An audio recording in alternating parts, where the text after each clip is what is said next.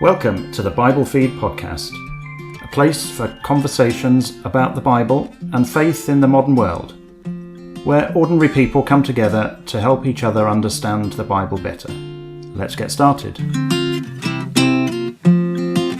So, welcome to the Bible Feed podcast. My name's Dan Weatherall, and we're going to talk a little bit about the Bible and history in this episode. And it's with me, it's Paul Davenport. Hi, Paul. Hi, Dan. Be with you again? Yeah, good. And we sort of nattered on in an earlier episode, didn't we, about the Bible and history? Actually, it was episode 7, so it's quite a long time ago now. Okay, and in our early days. That's right, yeah. And we talked about King Hezekiah, didn't we? Yeah. And we sort of used that as a test case to think about how the Bible intersects with history. The interface between history and what really happened and the Bible and things like that. So we're going to do that again, and you're going to lead us through another test case, really. I think that's could describe it as that. We're focusing on the city of Tyre. That's right. Yeah. So where's Tyre, Paul? Well, it is on the coast, the Mediterranean coast. Israel, Palestine. It's Lebanon today, I think. Yeah, I think it is. Yeah. So if you think of the coast, kind of follows a nice smooth line, and there's this little knoll that's Mount Carmel, halfway up, and it's a little bit north of that. A bit further up there. Yeah, on the coast. Nice, pleasant Mediterranean sort of climate. Yeah. Something we can only dream of right now.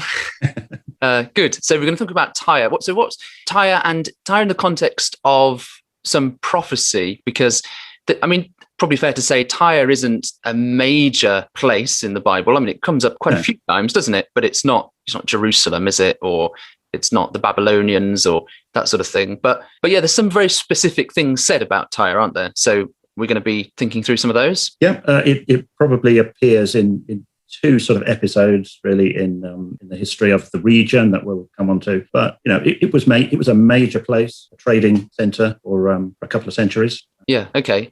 Good. So I know you've got some important reference work to sort of kick us off with, to sort of really feed into what we're going to be assessing. So do you want to? Absolutely, yes. We're going to start with an important source of information about life in the ancient world, in the Roman world, and that is the books of Asterix the Gaul. So when I say, Dan, have you read Asterix? It makes it sound like, have you studied in an academic way? I have. I can't say I've taken any degree in the works of Asterix, but absolutely, I must have pored over them many an hour when I was young. Yeah. So why Asterix? So this is Asterix the Gaul. The indomitable Gaulish village that holds out against the Roman legions. Yeah. It's about 50 BC, I think. So it's the time of Julius Caesar, the height of the Roman power. It's expanding, it's dominant. And there's this little village of Gauls with their magic potion that gives them superhuman strength that is holding out against Getafix, Unhygienics, the fishmonger, I think, and Roman centurions like Nebulus, Nimbus, all play a part. So it's actually quite frightening that sometimes I'll think about something to do with the ancient world and think, didn't it work like this, didn't it? And then I realised, actually, that's something I've read in Asterix the Gaul. Might need to check your source of that. Yeah. But they're also full of plays on words and English words and Latin phrases, and really, really clever plays on words that which I probably didn't get. Well, I know I didn't get when I was a kid. So they continue to. It's a gift that keeps on giving into adulthood. Those books. Absolutely, yeah. So why Asterix and Tyre? What's the Well, one of the stories is Asterix and the Black Gold. It's something to do with oil, and Asterix and his friend Obelix are on a mission to find some oil, and they've hitched a ride in the ship of their Phoenician friend Economicrisis, and they're approaching Tyre, city of Tyre, and Obelix, as his won't, is hungry and tired, and the lookout says, "Don't tire now. Here comes Tyre." These books were originally written in French, so I've no idea how that kind of play on words works in French. Don't know. That's some further study to do there.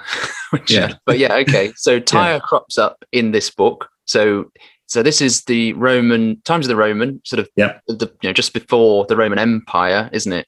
with Julius Caesar, sort of that period of time. And Tyre is there as a trading port in the book Asterix and the Black Gold. Mm-hmm. So why is that relevant then to what we read in the Bible about Tyre in some of the prophecies? Yeah, it's so bringing this back to more sensible things. It's important because, or it's interesting because there is a prophetic text in the book of Ezekiel, the prophet Ezekiel, and chapter 26, and it's about Tyre, and it says that this city would be overthrown and that it would suffer a terrible downfall. And it uses phrases and language like it would be scraped bare like a rock and wouldn't be rebuilt. Nebuchadnezzar, the Babylonian, other nations, many nations are mentioned in that this little prophetic oracle that it would be overthrown, this terrible downfall, and would be scraped bare like that. So, but here in Asterix, in Roman times, which is after Nebuchadnezzar, after the Greeks, here it's shown as occupied and operating as a port after it's supposed to have fallen and never risen again. So it kind of makes you think, well, what's happening there? Yeah, so something's not right, I suppose. Is it? Someone's got it wrong. What are the possibilities there? Yeah, well, I guess so. The possibilities are that the prophecy wasn't right, and it didn't get overthrown permanently, and so therefore Asterix is right, or there's a historical inaccuracy in the Asterix books. That's entirely possible. It's quite possible, yeah. So we need to think about that. So that would, the prophecy would be right. Yeah, Tyre wasn't there as a trading port at the time. That's it, isn't it? Or is there? Yeah, I mean, I guess there's probably, and we'll look at the text of the prophecy in a moment, and it's probably possible that there are nuances which mean that actually both of them are right to some degree. Okay. Maybe one right more than the other. Asterix, I don't think the authors were setting themselves out to be historically accurate, chronologically accurate. There's all sorts of anachronisms, but there we go. Yeah, but it raises the question, doesn't it? And are these sort of prophetic oracles, the things in the Bible, the way that they're written, is it something we need to look at as black and white? Did this happen or did it not happen exactly the way that I think it should have happened based on my reading of it? Or are there some nuances that we need to think through? This is a great test case, I think. Well, and that's kind of exactly what it is. It's a test case because it's a relatively short passage. It's about 14 verses, and it has a clear connection with history and an interaction with history. And I think just looking at what the text says, and then thinking about what actually happened in history can just help us to understand how to read that kind of prophetic oracle better and use the language and understand the language that's being used better. There's another interesting aspect, which I hope we'll come on to at the end, which is about how biblical locations and the characteristics of those locations are highlighted by the Bible text and what that possibly can teach us as well. Okay, sounds good. Brings us on to something that's perhaps a bit more relevant to the modern day. Yeah, okay, good. That sounds really good. Just before we sort of dive in a bit further, we did do something on prophecy, didn't we, as well? In fact, it's the very first episode, so even further back. It is, yeah. We talked about prophecy and faith and, what the role of prophecy, what the purpose is and things like that. So that's a relevant episode to listen to if you haven't already done so. Yeah, I think that was you and me on Nebuchadnezzar's image. Yeah, a bit more generally about prophets not necessarily being predictive as their main function. So, but, there's elements of prediction in there for sure. And this is something that we're, going to deal with right now. So,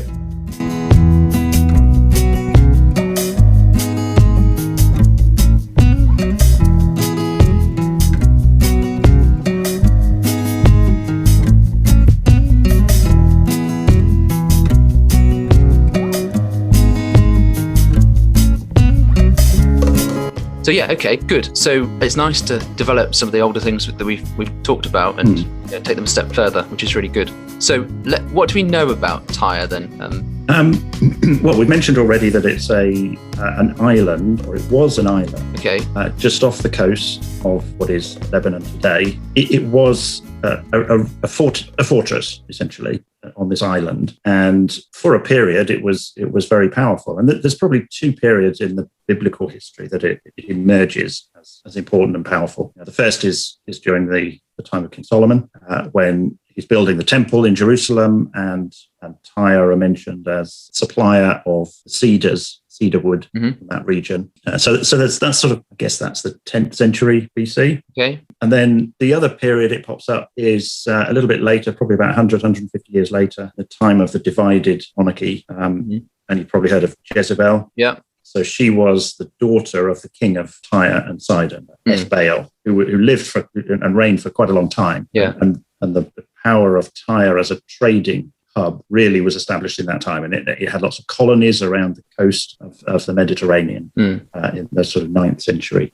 BC. That's sort of the height Phoenician trading wealth hour. So it's the Phoenicians and Tyre and Sidon. There's sort of, they often go as a pair, don't they? Yeah, Sidon's on the mainland. Yeah. Okay. So some major trading power. Obviously, it's a good location, strategic location, being on that kind of island. Yeah.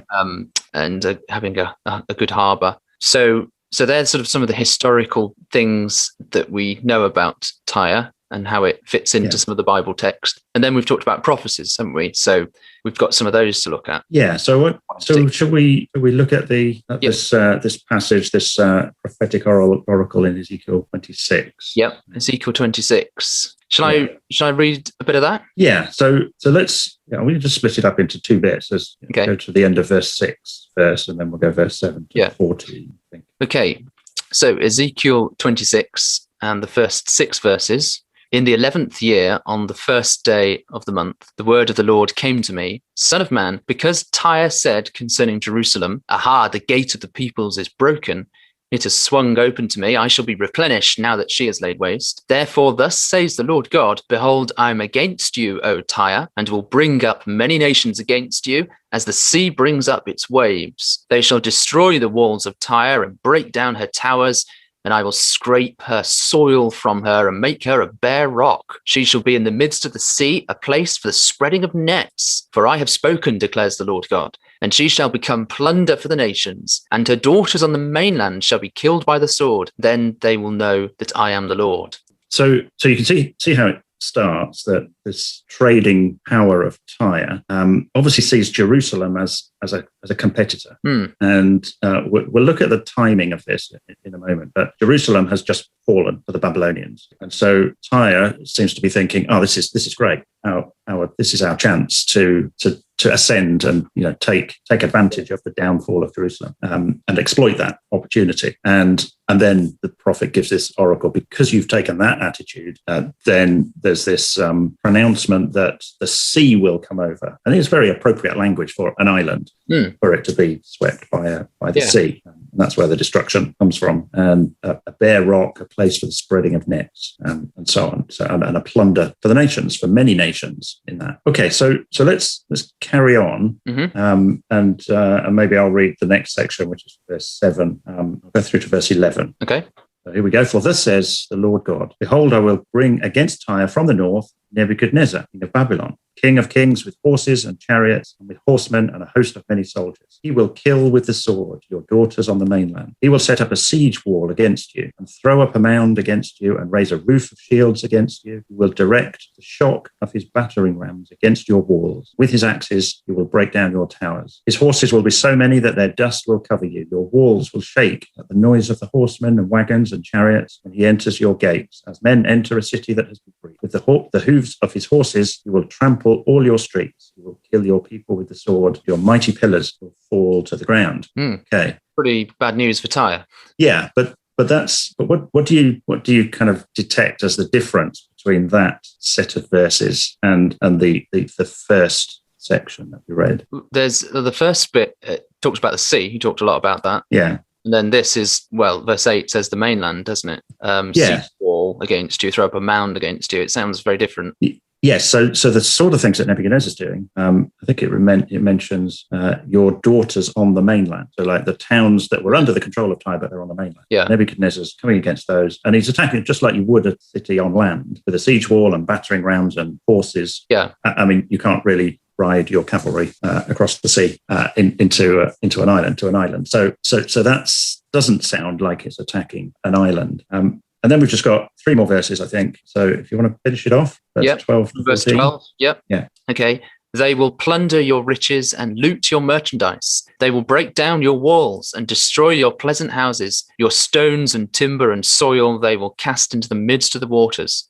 And I will stop the music of your songs, and the sound of your lyres shall be heard no more. I will make you a bare rock. You shall be a place for the spreading of nets. You shall never be rebuilt. For I am the Lord, I have spoken, declares the Lord God. Okay, so what does that section sound like? That sounded more like the first bit. Yeah, so we're back to it's a bare rock, a spreading of nets. So there's quite graphic language there. Some of it is clearly dramatic language about the sea washing over the island, and then this middle section about Nebuchadnezzar. Yeah. Okay. So how do we interpret all this then? What do we do with these differences, these different sections?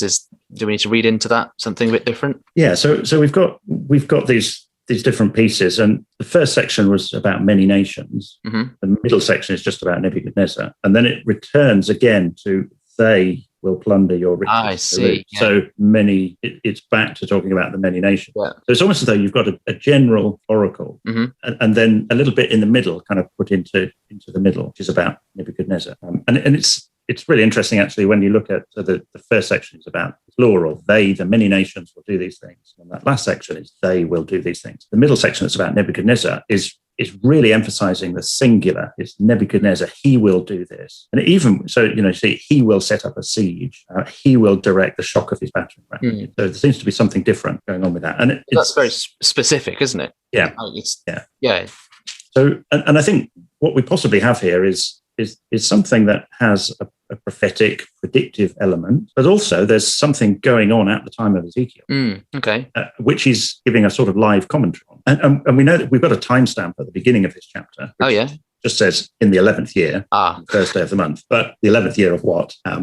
These dates, as they appear in Ezekiel's prophecy, are dated from the first time that the people of Israel, the Judeans, were exiled from Judah in the first year of Nebuchadnezzar. So that was 11 years previously. So we know what year that was. It's pretty much 586 BC. Mm-hmm. And that's the year that Nebuchadnezzar began his siege of Tyre. Okay. And he pretty quickly took the mainland parts of of Tyre, the towns on the mainland, in this kind of way with a siege and battering rams and horses, traditional ways, but couldn't take the island. He laid siege, tried to cut it off, tried to get them to surrender, and he did that for 13 years. Oh wow! So it's a long siege. Yeah. And a little bit later, actually, in chapter 29, Ezekiel, and in verse 17 of that, there's another timestamp, and Ezekiel says, in the 27th year, in the first month, the first day of the month, word of the Lord came to me, Son of man, Nebuchadnezzar, king of Babylon, made his army labor hard against Tyre. Every head was made bald, every shoulder was rubbed bare, yet he nor his army got anything from Tyre, paid for the labor. So he didn't succeed. So that was 27th year. So that's like 16 years later from the 11th year. So Ezekiel's alive through that whole period, and is commenting on that. And recognizes at the end that Nebuchadnezzar failed to take the island. Now, what historians tell us is that he did end up subduing it. There's the Anchor Yale Bible Dictionary, for example, talks about this 13-year siege, and then it ended with a treaty. And although there was a Tyrian ruler was able to be there in place, Tyre's power after this 13-year siege was totally exhausted. Overseas territories were taken, and with the exception of Cyprus. So its power is gone, basically. It is subdued. It's no longer, and it's never again, an independent power from that time. So there we go.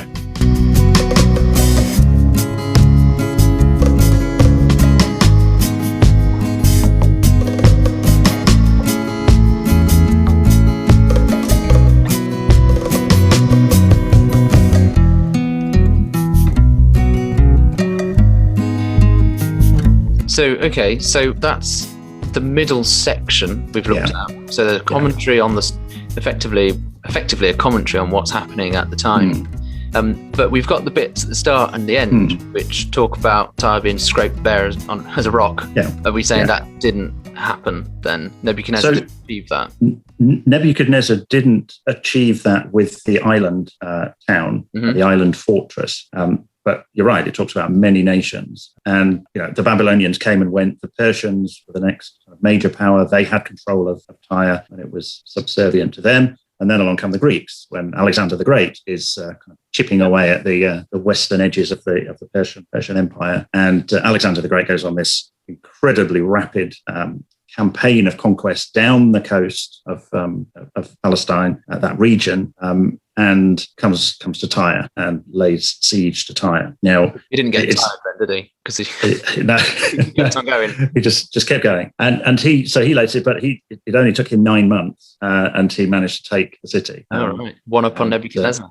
So and the way it's a pretty famous kind of story about the way he did it. And, there was a fleet attacking from the north and from the south, and he used the rubble of the mainland towns to build a causeway, bridge across to the island, and then he marched his army and attacked through the causeway. And by that 3-pronged attack, was able to eventually take the fortress. Yeah. Okay. So the walls that surrounded the island were knocked down, and it was as a place to live, it was fairly quickly rebuilt after Alexander's conquest. But as you can probably imagine, it's pretty significantly changed now because there's a causeway. Yeah. So it's no longer an island. Yeah. And it silts up, and it sort of changes the topography and the coastline, the line of the coast in that area, and actually ends up with a lot of the harbours, the original harbours, underwater. So that starts to just ring bells with some of the terms of this prophecy, the waters coming over it. Yeah, I see.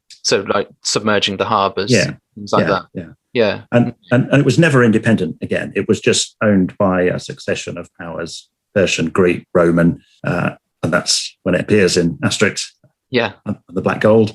Yeah. So it was there as a port. It was inhabited. Yeah. But it wasn't the same kind of place. No. Okay. As it had been. Yeah. And in Asterix, it's there as with a causeway, isn't it? It's drawn. Yes, I think so. Pretty accurately. So yeah. Yeah. And so the causeway's still there now. Is it inhabited now? Yes. You can. I mean, you can go to Tyre. Zoom in on it on Google Maps. Go there. Yes. But Google Maps is a lot easier, and you can zoom in and see it. Yeah. It's not a major. No. A huge number of houses there, but yeah. Okay. So things changed dramatically. It was bad news for Tyre. Definitely was taken. Many nations and multiple nations came up against them.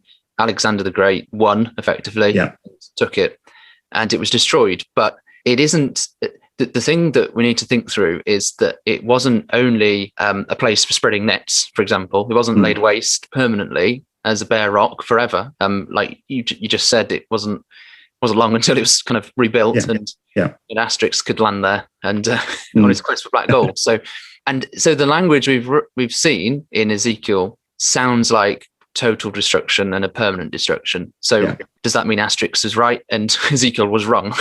Or what? No, and I think this sort of opens up thinking about how we read the kind of language that's used in prophecies and prophetic oracles like this. And it's perhaps not surprising that these sorts of passages are using poetic, certainly dramatic language. And I think it's important that we read it that way, that we don't read it like a newspaper of what happened, but that we read it as dramatic language, that is designed to make people sit up and take notice. Okay. And there's a couple of aspects. But the first is that the city of Tyre, the name Tyre is derived from the ancient Phoenician word "sor," which means rock. Okay. So the name of the city in its original language was rock. Yeah. And now you don't see that, unlike the Asterix books where the language puns have been cleverly transferred from French to English. We don't really see that in the English translation that we've got. We read about Tyre and it says, "I will make her a bare rock." So it's a play on the name of the city. Yeah. And that's a typical sort of biblical use of language. In fact, there's another prophecy. We won't look at it in Micah. In Micah chapter 1, there's a whole series of statements about places. It says, this place, something bad will happen to, and it will be like this. And the phrase is a play on the name of the place. And it's quite a frequent use of language. And I think that's what we've got going on here. We've got the prophet saying to rock, "You will be a bare rock." So I suppose when you can identify that sort of language, puns and playing on the words and the names, you're not necessarily going to read it in the same way as when you can't see that.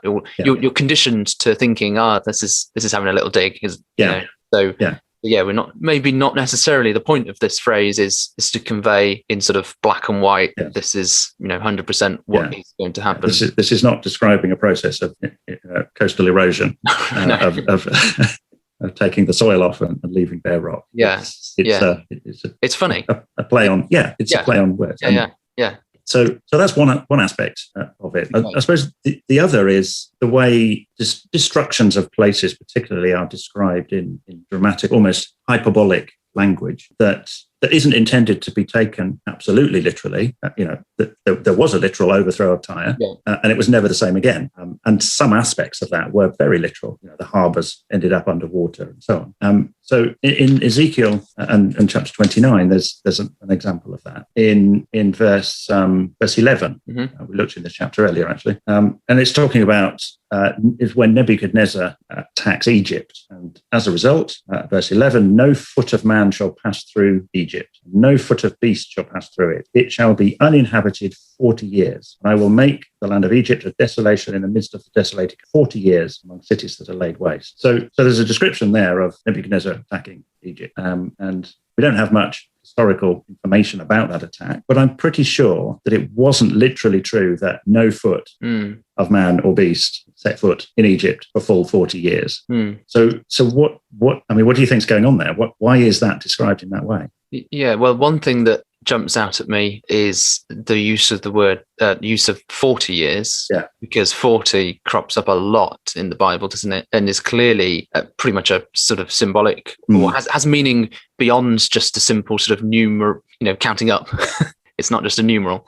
Yeah, and it's often connected with a generation. But the time period 40 in connection with Egypt. Oh, yeah, of course, yeah. So coming out of Egypt and going into the wilderness, the children of Israel did that. And so then Israel came out of Egypt into the wilderness. Yeah. And now Egypt is going to be a wilderness. But so you can see it's playing on things that have come before in the narrative. So when you point that out, it's obvious that verse is saying, look, what happened to these people is now going to happen to you. That's the point of it, isn't it? It's not that we take it as an equation that we need to see the answer to. So so that's helpful. And there's another example which I think is a clearer example in the beginning of Zephaniah's prophecy, which is one of the book of the 12, one of the 12 minor prophets. But therefore it's difficult to find, but I've made sure I've found it and I'm ready.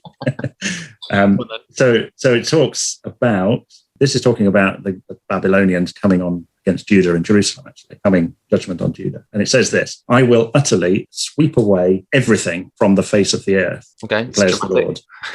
I will sweep away man and beast. I will sweep away the birds of the heavens and the fish of the sea and the rubble with the wicked. I will cut off mankind from the face of the earth, declares the Lord.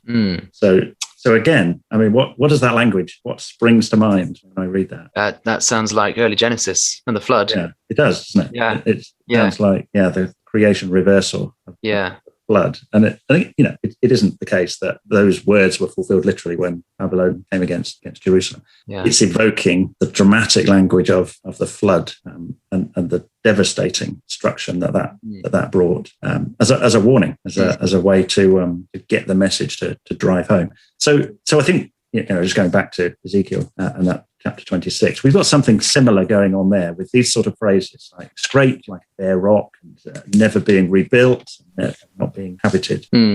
It's using the name Tyre, meaning rock. It's an island, so the sea sweeping over it is an appropriate image for its downfall. So they're not phrases to be taken absolutely literally in every sense, that it's not to be rebuilt, couldn't be re-inhabited, as it clearly was. But it was never the same again. I mean, let's be clear. It was this predictive elements in here which are literal. The harbours were underwater. The walls of the fortress were never rebuilt. It was not an island anymore, and it was never again an independent tower. So it was brought low in every sense, really. Yeah, so it would be unjustified to try and attribute more to the words in the prophecy than that, wouldn't it? I think that's what we use language all the time like that, don't we? When you're hungry, you say you're starving. You're not starving at all. But all the time, I think you'd probably be able to spot yourself using language hyperbolically. It's very normal to do that, isn't it? This isn't Yeah, but it's not just hyperbole in a vacuum, if you like. It's using language that's drawing on the history of the nation and the sort of common history of the region, like the flood. Yeah. To dramatic effect. Yeah.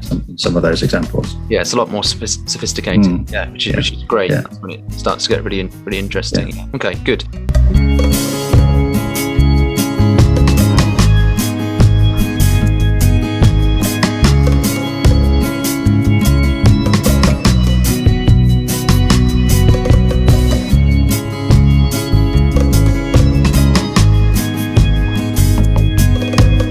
So I think I said this at the start. Tyre is not like a major figure, major place in the Bible, but there's this chapter. Well, we've looked at a couple of chapters in Ezekiel, haven't we? There's more about Tyre, isn't there, as well? So even though it's not, not the action doesn't really happen there ever, does it? But why is there so much? Chapters about it. Yeah, I mean, it's a fair question. I mean, we've just looked at half of chapter 26. But then the passage carries on. Chapters 27 and 28 are a poetic lament about the fall of Tyre. So it's kind of imagining how will the peoples around, the nations around, react to Tyre and its downfall. And so you've got 2 or 3 chapters of that, and then it's mentioned again in chapter 29 as we've looked at as well. So why does this place, which doesn't really feature that much in the rest of the biblical story, why does it deserve 3 or 4 chapters like this? And I'll sort of attempt to offer an answer to that. Yeah, and it might be that.